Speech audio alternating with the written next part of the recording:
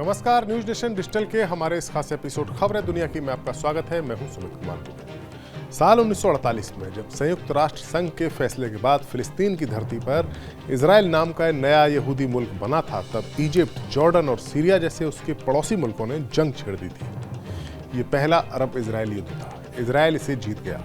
1967 के दूसरे अरब इजराइल युद्ध और 1972 के तीसरे अरब इजराइल युद्ध में भी सीरिया ने इजराइल से जंग लड़ी थी। जीत इसमें इजराइल की हुई थी। बाद में इजिप्ट और जॉर्डन ने तो इजराइल से दोस्ती कर ली, लेकिन सीरिया की इजराइल से दुश्मनी बरकरार रही। इजराइल ने सीरिया की गोलान पहाड़ियों पर कब्जा कर लिया और इजराइल हमेशा सीरिया को एक खतरे के तौर पर देखता रहा। 2011 में सीरिया में जब सिविल वॉर शुरू हुई तो असद सरकार को कमजोर कर दिया गया, लेकिन फिर भी इजराइल उसे दुश्मन के तौर पर ही देखता था। और अब जबकि सीरिया में असद सरकार गिर गई है और दमिश्क पर बागियों का कब्जा हो गया है, तो इजराइल ने सीरिया पर ताबड़तोड़ हमले शुरू कर दिए हैं। ये हमले इतने भयानक हैं कि ऐसे हमले तो इजराइल ने पिछले तीनों अरब इजरायली युद्ध के दौरान भी नहीं किए थे। अब सवाल यह है कि इजराइल क्या चाहता है और सीरिया का नया लीडर जुलानी इजराइल को रोक सकता है या नहीं। इजराइल ने सीरिया पर भारी हवाई हमले किए हैं और उसके सैनिक देश में और अंदर तक घुस भी गए हैं। इजराइल के डिफेंस मिनिस्टर ने यह अनाउंसमेंट की है कि उनकी सेना सीरिया की नेवी को नष्ट कर चुकी है और इसी बीच इजराइल ने सीरिया के अंदर बफर जोन में घुसने की बात भी कबूल कर ली है। लेकिन यह साफ नहीं है कि उसके सैनिक उस इलाके में आगे गए हैं या नहीं, जिसे 50 साल से पहले बनाया गया था, लाइन एक बनाया गया था, उससे आगे गए हैं या नहीं। सीरिया पर इजराइल जिस इंटेंसिटी के साथ हमले कर रहा है, उससे लगता है कि वो असद सरकार की फौज के छोड़े गए तमाम हथियारों के जखीरे, उसकी नेवी, उसकी एयरफोर्स को पूरी तरह से बर्बाद करना चाहता है, ताकि सीरिया की ओर से कभी कोई खतरा पैदा ही ना हो सके, कभी कोई मजबूत सीरिया सामने आ ही ना सके।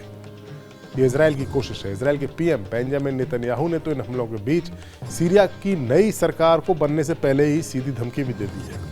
उनका कहना है कि सीरिया की नई सरकार अगर पुरानी सरकार जैसी हरकतें जारी रखेगी तो उसे भारी कीमत चुकानी होगी। अगर नई सरकार ईरान को दखल देने की इजाज़त जारी रखती है, तो हिजबुल्लाह को हथियार मुहैया कराने में सहयोग करती है, तो फिर इजराइल चुप नहीं बैठेगा, वो ज़रूरी कदम उठाने के लिए मजबूर हो जाएगा। नेतन्याहू ने कहा कि इजराइल का सीरिया के इंटरनल मामलों में, आंतरिक मामलों में दखल देने का कोई इरादा नहीं है। नेतन्याहू ने इस सिचुएशन की तुलना सेकेंड वर्ल्ड वॉर के दौरान से की है कि उस समय अपनी सुरक्षा के लिए जो जरूरी है वो हम करने का इरादा रखते हैं, इसलिए मैं सीरियाई सेना द्वारा छोड़ी गई सामरिक सैन्य क्षमताओं पर वायुसेना द्वारा बमबारी की मंजूरी देता हूँ। ऐसा इसलिए ताकि वे जिहादियों के हाथों में ना पड़े। ये ठीक उसी तरह है जैसे ब्रिटिश एयरफोर्स ने सेकेंड वर्ल्ड वॉर में किया था। उस समय फ्रांस की जो विची सरकार थी, उसके बेड़े पर बमबारी की थी ताकि वो हिटलर के हाथ में ना लग सके। ऐसा ब्रिटिश एयरफोर्स ने उस वक्त किया था। यानी नेतन्याहू सीरिया की मिलिट्री पावर को पूरी तरह से बर्बाद करना चाहते हैं। वहीं दूसरी ओर सीरिया में जो विजेता बागी गुट है STS, उसके लीडर अबू जुलानी इजराइल और अमेरिका की जोड़ी से दोस्ती के सिग्नल भेज रहे हैं, ईरान पर निशाना साध रहे हैं। दमिश्क में जीत के बाद जुलानी ने जो पहले ही स्पीच दी उमैयद मस्जिद में जाकर, उससे ऐसे संकेत मिले। उन्होंने कहा कि विद्रोहियों ने अत्याचारी बशर अल-असद सरकार को गिरा दिया है। स्पीच पर जुलानी ने ईरान पर हमला बोला और अमेरिका और इजराइल को संदेश देने की कोशिश भी की। इस स्पीच में उन्होंने कहा कि ये जीत इस इलाके के इतिहास में एक नए चैप्टर का प्रतीक है, एक ऐसा इतिहास जो खतरों भरा है, जिसने सीरिया को ईरान की महत्वाकांक्षाओं के लिए एक खेल का मैदान बना दिया था। जुलानी ने साफ संदेश दिया कि ईरान का सीरिया में हस्तक्षेप अब खत्म हो गया है। ईरान अब लेबनान में हिजबुल्लाह तक पहुंच के लिए सीरियाई जमीन का इस्तेमाल नहीं कर सकता है। ईरान पर सख्ती बरतते हुए जुलानी ने इजराइल अमेरिका को भी एक मैसेज देने की कोशिश की और कहा कि नए सीरिया में आपके हितों को समझा जाएगा, यानी आपके जो कंसर्न्स हैं, आपकी जो परेशानियां हैं, उनको हम समझेंगे। जाहिर है जुलानी के टारगेट पर ईरान है, इजराइल नहीं, जबकि इजराइल लगातार सीरिया पर हमले कर रहा है। दूसरी ओर ईरान ने सीरिया में असद सरकार के पतन और इस अफरा तफरी के लिए सीधे इजराइल और अमेरिका की जोड़ी को जिम्मेदार ठहराया है।